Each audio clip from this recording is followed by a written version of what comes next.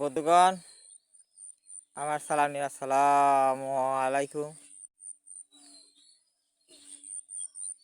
আমি এখন কোথায়?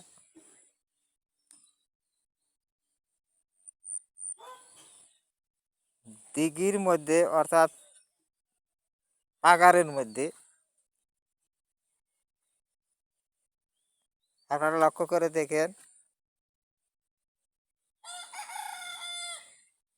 দিঘির তলা বা পাগারের তলা ফেটে চৌচির হয়েছে। আকাশে তো মেঘ নাই এই লম্বা দিনে। আর আপনারা লক্ষ্য করে দেখেন, এই পাগারের মধ্যে ইরি ধানের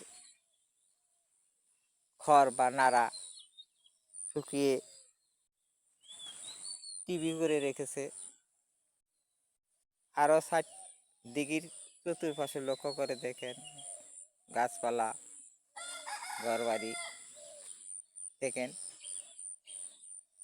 ভালো করে দেখেন, দৃশ্যটা দেখতে কত সুন্দর। আপনারা দেখেন, এই যে সামনে দেখেন ইরি ধানের খেরের টিভি, অর্থাৎ শুকায়